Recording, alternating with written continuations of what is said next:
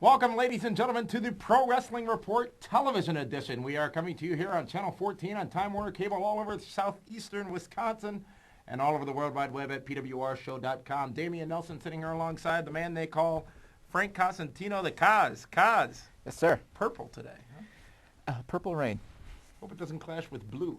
Anyways, we are here with this edition of PWR TV. The last time we were with the fans out there, Frank. Last year. It was the 2008 Pro Wrestling Report Honors. Yes. And since then, we've had some interesting episodes of PWR Radio on 540 ESPN, which can be listened to every Monday night at 10 o'clock p.m. Central Standard Time right after WWE Raw, stream live at pwrshow.com, about what is professional wrestling. There was a question out there as far as what the definition of wrestling was, professional wrestling, wrestling as we know it today, wrestling as we knew it in the day. We've had some spirited discussion with fans from all over the world, from coast to coast, here in the United States as well, about that definition of wrestling. And a lot of things have come out of that, specifically your comments last week on the radio show about how you felt ECW ruined professional wrestling. Yes. And then Meathead went on to say, Meathead will be joining us next week as we bring you another episode of the 10 Best. And we'll announce during this episode what the 10 best was that you voted on for this month, coming up in just a little while. But Meathead, who will be with us next week, said last week that in addition to that, some of the people on YouTube may also be ruining professional wrestling. So, Frank, why don't you elaborate a little bit on your point made last week about how ECW, in your view, ruined professional wrestling? Professional wrestling has evolved since it started years and years and years ago. But when it became very popular, especially on TV, and for those of you that had followed, either it was the AWA or like the NWA or the Mid-South and stuff like that, there was a style of wrestling, which basically meant heel versus face. Heel usually wins at some point. That's still, today, that opportunity is still there in WWE wrestling and TNA. Right. Eventually the heel does overcome. However, the wrestling itself pretty much stayed the same, with the exception of the wrestlers got bigger, got stronger, and more athletic. And there's nothing wrong with that. The part that I felt kind of ruined the realism of wrestling was when ECW came around. Now, it was innovative, I'll give them that. However, Tommy Dreamer, the innovator of violence. Right. You've had your street fights, they used to call them that, or whatever, brawls where it was a no contest and you'd go all over the rings and stuff like that. But what ECW did is kind of take it to extreme, where they're jumping on thumbtacks and falling off scaffoldings and taking numerous chair shot after chair shot after chair shot, yet getting up from that. Was it neat first time around? Yeah, I'll admit it. It was like, wow, that's different. But what happened is it took the realism out of it. Wait a minute. How come if a wrestler takes one chair shot, he's done, but in ECW, you could take 10 or 12, yet get up? And it pushed the envelope as far as the wrestling aspect to it, where now you're no longer in shock when something like that happens, or someone takes a dive off the top of a cage. You know, when Jimmy Superfly Snuka did that against Don Morocco, it was the most amazing thing you had ever seen. No one did that for a couple of years after, because it's like, no, there's no way. You can't risk it as a wrestler. But now it's, if you don't see something like that, at least at a pay-per-view, you didn't get your money's worth. So in my opinion, ECW had ruined wrestling to the point of chair shot after chair shot, guys getting pile drived on cement, yet getting up like 2 minutes later, guys taking, just bleeding profusely after, getting hit in the head hundreds of times on anything, yet, well, the match still continues because it's hardcore now. There was nothing different from, like, let's say use Triple H than a Lance Storm back then, or a Tommy Dreamer. Triple H takes one chair shot, he's done. Well, it depends. But it depends on the style of match. Okay, but for the most part, one shot to the head with a chair, you were out. You were out for either the match or you're out for about 3 or 4 minutes. Okay, fine, he's getting up. But ECW, you got hit with a chair, hit me again. No, I felt it ruined wrestling. I thought, I'm like, this is ruining my entertainment value. Was it neat first time around? Yes. But when it was on for that period of time, it was done. And then WWE, let's have a hardcore belt, and Mick Foley, God bless him for what he gave us entertainment-wise, but all he did was I'm just going to do something nuts. And he risked his body, risked his life, and it worked because people thought that's neat. But who can do that anymore? Who wants to risk it? When you're making that kind of money, you want to continue wrestling. Mick Foley lasted a pretty long time, but again, I felt ECW kind of ruined wrestling, and some of you agree with me, some of you don't, which is fine. And we will continue to debate it, but my point stands. And at that time, very well made point, and at that time, though, was it that it was so distinctly different from anything we were seeing in WWE, because it was before the onslaught of the WCW juggernaut, that made it so special. And it wasn't that, WWE and WCW or whatever other organizations were out there at the time still had us believing that a chair shot could end a match, a pile driver could end a match. It was really, as you said, innovative, but was it so distinctly different that off in the corner over here, you've got this ECW thing, and they're doing things that are very different, much like Ring of Honor currently, doing things that are very different from what you see on TV every week. A lot of no-sells, and it works because now what you see in Ring of Honor, especially and to an extent TNA, is it's a succession of moves that ends the match. Everyone's got their signature move, but those don't always work. But you've got a series of moves that may end the match, and WWE, I think, caught on after ECW was successful with that, granted in a small pocket of wrestling fans, and continued and developed their product and storylines so that they were delivering the same type of product. Do you remember in 1997 when ECW invaded Raw, and they came in, Sabu was jumping off the set, and they had the Blue World Order in there. There were so many things going on. This was distinctly different from anything else we were seeing, and really gave you the difference between what ECW was and what WWE is, and exposed fans to the product. So there were a lot of opportunities for all of this to really be new to the casual wrestling fan or the regular wrestling fan, and I think that's what really made ECW so different. Now, do I believe that ECW ruined wrestling? I think ECW forced change in professional wrestling. A lot of people say that the Attitude Era in WWE was a direct result of what ECW was doing. Remember, WWE started to cross that line, if you will, back in 1997-ish, once they started going with the D-Generation X angle, and once they started going with so many other things that were so risque, and really took a play out of the ECW playbook and made their product better. So as a result of that, I don't think ECW ruined wrestling. I think it certainly did metamorphosize wrestling as we knew it. It didn't ruin wrestling, but it certainly advanced wrestling to a new plateau, a new tier. Whether or not you agree with that tier or not, it certainly did, single-handedly did that company and Paul Heyman change professional wrestling forever. What it did, it ruined aspects of professional. What it did is it ruined the finisher. Stone Cold Steve Austin could do a stunner. The first times he would do that, and remember when he did it to Vince McMahon, and McMahon was shaking like crazy and stuff like that. But wrestlers were done. That was his finishing move. You can't tell me that 5 consecutive chair shots is the equivalent of a stunner, or vice versa. It doesn't happen. And then you get up from a chair shot like that just because you're an ECW or just because you're extreme now? No. So what it did was it took the casual fan and said, well, of course he's going to get up from that. If Tommy Dreamer can take that, what do you mean he gets pinned on a roll-up now? That doesn't make any sense. So those wrestlers that were in ECW, they almost were typecast. Where, wait, you got up from that? You can't get up from that? It didn't make sense. And I think those fans kind of shunned away. It's like, well, there's nothing more you can do to us now. And I think it made that ECW superstar look a lot more intimidating than those of WWE, because they were taking those same type shots and blows that would end a match in Raw Wrestling Entertainment if you were to see it. Now in the hardcore division in WWE, we saw the same thing. Trash can lids, kendo sticks, chairs, TLC matches, which came into light back in 1999 or so. You saw all these things happening, and then, as I said, the wrestling business metamorphosized from the suspension of disbelief to the absence of belief as it pertained to what a man can take. And remember, though, I liken back to was 1996, I think February of 1996, maybe January, when Vader had come into WWE. And you saw several things in one angle and one segment that you had never seen in professional wrestling. Vader was out of control. He was upset. He had wrestled a match with Savio Vega. I believe it was in San Bernardino, California, perhaps.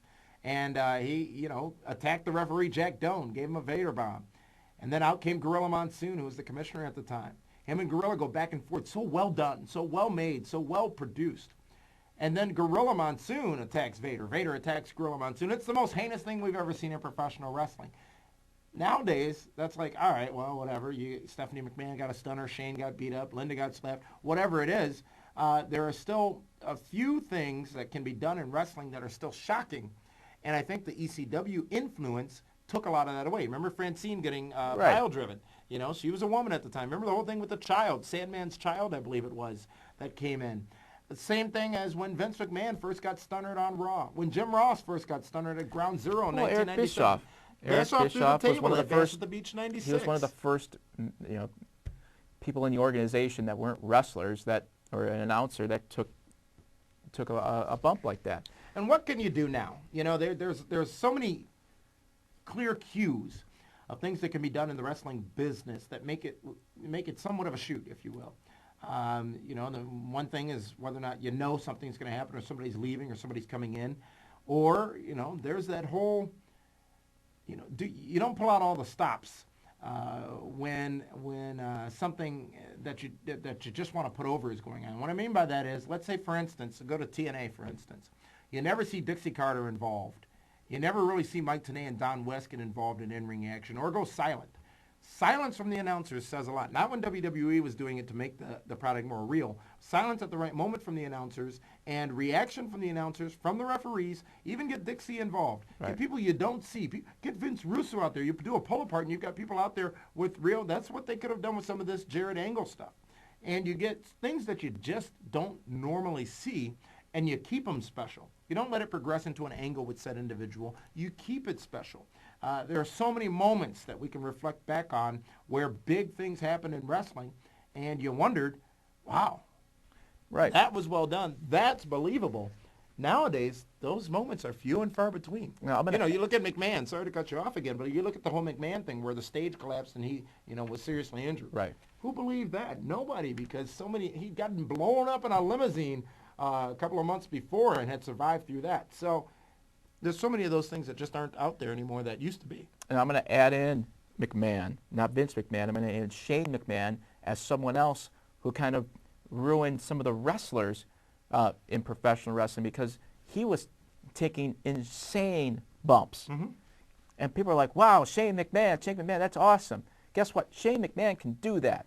And the reason is he gets surgery, no big deal. A wrestler has surgery or has a spinal cord problem, whatever, they're done. They can't wrestle anymore.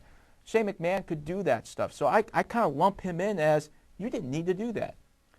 It ruined part of that wrestling. Now what they have to do, and it's going to take a long time, is go back a little bit and make the importance of winning a match, using the storyline and winning a match, and its importance to it. They try when they, with Royal Rumble coming up, the importance of winning that and getting that title shot. You're still going to have your other matches where someone gets upset at each other and you still win, but you want to win the match. That's what's important. If they could revert back to that and gain a new set of fans, maybe those fans that didn't watch ECW back then, or the realism, or taking numerous chair shots, it might go away. But to me, and I hate to belabor the point, I think ECW had ruined many aspects of professional wrestling, and debate it. PWRshow.com. I'd love to hear your comments. 540 ESPN on Monday nights. That's what debate is about. But I really, as innovative as it was, I was disappointed because, man, I've said this 1,000 times over. When I used to watch wrestling back in the 70s, and anyone would grab a chair, just grab it, the crowd went nuts. No way is he going to hit someone over the head with a chair. When Mad Dog Vachon would hit someone, even over the back, the guy was out. It was out. He was done. Why? Because was hit with a chair. Even when you use Mad Dog's leg, Yeah. as Kevin Nash. Exactly. So that said, let's debate it. You know, and there's not a right or wrong answer. It's obviously these are opinions, but as innovative as it was, I was not a fan of that. The other point that was getting a little bit of commentary or resistance, if you will, from the internet wrestling community was a point that Meathead made, which was that he feels that some of these YouTubers, if you will, YouTube shooters, are ruining wrestling. Or at least it was interpreted that way. I'm not quite sure that's exactly what he said. I think he expressed his disagreement with them, and it's been interpreted as that they are ruining wrestling. Well, I have long said that the internet, which we use so readily to perpetuate our product, it has ruined wrestling, and it changed wrestling forever. With the advantage of fans being able to know information before it happened, whether it be from a taping, whether it be from backstage news and there are rumors, it certainly changed the wrestling business, and you get few surprises nowadays.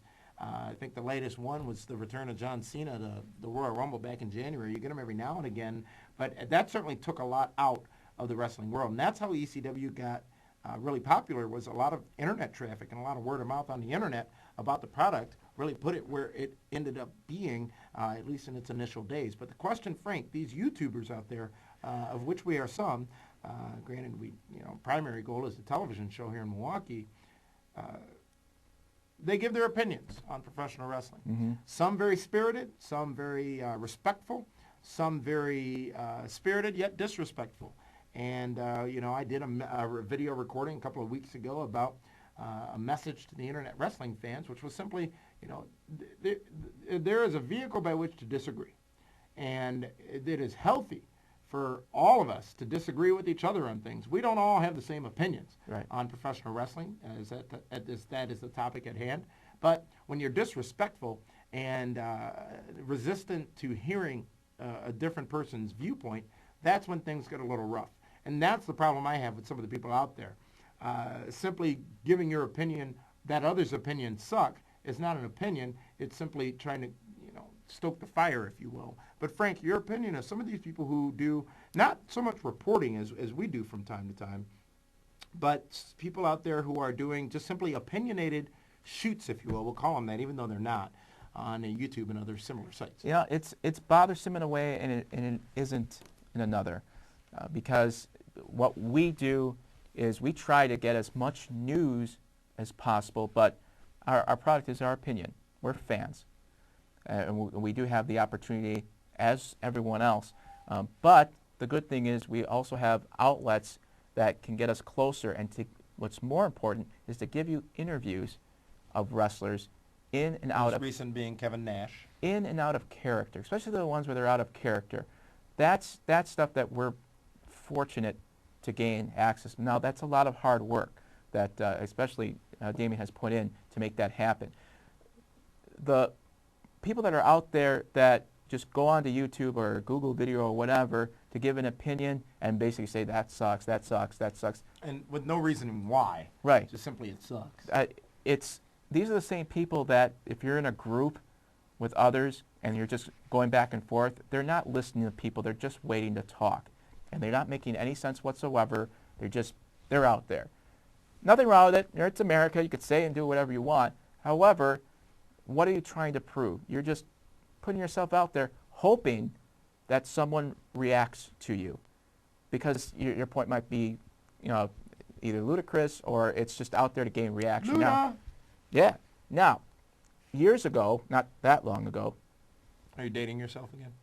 No. This is about maybe 7, 8 years ago, when WWE purchased WCW. March 2001 to be exact. There were websites out there that would, you'd go onto like a news site, and then on the bottom it'd say, click here, Sting going to WWF, and all these, Goldberg is coming back. That's the stuff where I just went, don't click there because they're getting basically pennies to go to their site. That was the joke. I heard that so-and-so. No, you didn't. And that's the hook. And that could be a bigger story than about anything about these YouTube shooters, if you will, is the hook. A lot of these sites, which quite frankly, most of them simply take from 2 or 3 reputable news sites and then post on their own sites, and a lot of the fans around the world fall for it. It's amazing, especially on the PWR forum at pwrshow.com, some of the news posts that we get from viewers out there who say, I heard this, I saw this, I read this, this must be happening. They read it on the internet and they believe it. So it's amazing how naive some fans can be, because some of the stuff is just, as you said, ludicrous. It is. And if you believe everything you read out there, Brock Lesnar's on his way back to WWE. Kurt Angle's leaving TNA. TNA is going out of business. WWE is cutting costs and cutting talent. And I mean, you really don't know unless you're living it or get the news from a reputable source. And a lot of these sites out there simply are, as you said, in it for the clicks. And simply want you to come on over and visit their sites. Come to my YouTube video. Look how many views I have just because I heard that Vince McMahon is going to buy TNA now. Yeah. Really? That's going to happen? Let me listen to that and watch that. No, it's not going to happen. And you may get them once or twice. You may get the younger ones, but we're fortunate enough to have just under 2.5 million views over the course of the last 2 years on YouTube, which is pretty substantial. And there are tens of thousands of people each week who tune into our product, whether it be on radio or television or on the internet. And I think that we keep those viewers simply because we have made ourselves a credible source by reporting on news that, if it is a wrong report, we will go ahead and let you know that on a subsequent episode. But generally, we're pretty safe with what we report here and what we comment on, which has already happened, just because it simply keeps you informed, and that's the goal of the program. But a lot of these people out there, a lot of these sites out there, a lot of these YouTubers out there are in it just for themselves. They want to get themselves over. You can say we take great pains to come together to do this show for you on a regular basis, but we like doing it. Oh, yeah. And simply don't do it for us, do it for you, and to be able to get the word out there to the people, if you will. But a lot of these people, as you said, Frank, I think are truly in it for themselves. But spirited discussion from many of them. Don't take this as a because there are some of you out there that are YouTubers that are doing it. They're doing it right. They're giving your opinion. You're giving you go match by match, and you welcome debate, but you don't take it to the extreme of adding. And I think that at WrestleMania, what's going to happen is a bulldozer is going to come through and smash the ring. Or remember the TNA airplane that flew over WrestleMania 24 that never did because I was there. But there are a lot of people out there. I don't watch many of them. I'll flat out say that, and that's the God honest truth. I don't watch many of them at all. I just don't have time to do so. But there are a few that get sent our way, and we check out and gauge a little bit of what their spirit is from that and move on. But as Frank said, we encourage it. It's not competition. It's everybody. I mean, wrestling's a billion-dollar industry, and there's a lot of people that want to talk about it, and we'll continue to do so right here on this very program, and I encourage everybody else to continue to do so as well. Matter of fact, coming soon at pwrshow.com, you'll be able to submit your own video responses to whether it be episodes or comments or whatever, and have them embedded right in the PWR site. So, with that being said, Frank, next week we've got another edition of 10 Best, our January edition of 10 Best. Remember, you can vote on 10 Best by heading on over to the 10 Best section of the pwrshow.com website, and then choose your next episode. Every month we're going to bring you an episode of the 10 Best of all time. Last time it was the 10 Best finishing moves of all time. And next week, Frank, Meathead and myself will be bringing the fans out there the 10 Best Wrestling Theme Songs of all time. The 10 Best Wrestling Theme Songs of all time coming next Wednesday. I pick Kamala. The Ugandan Giant. Yes. With kimchi or without kimchi? No, with Friday. With Harvey Wippleman or without Harvey Wippleman? That's coming to you next week on Friday, right after SmackDown on Time Warner Cable in southeastern Wisconsin, and on Wednesday on the pwrshow.com website. So, for the man they call Frank Cosentino, this is Damian Nelson saying thank you for tuning in to this edition of PWR TV. We'll see you again on Monday night with ESPN Radio, and then again next Wednesday right here on the site for more of the Pro Wrestling Report. So long, everyone.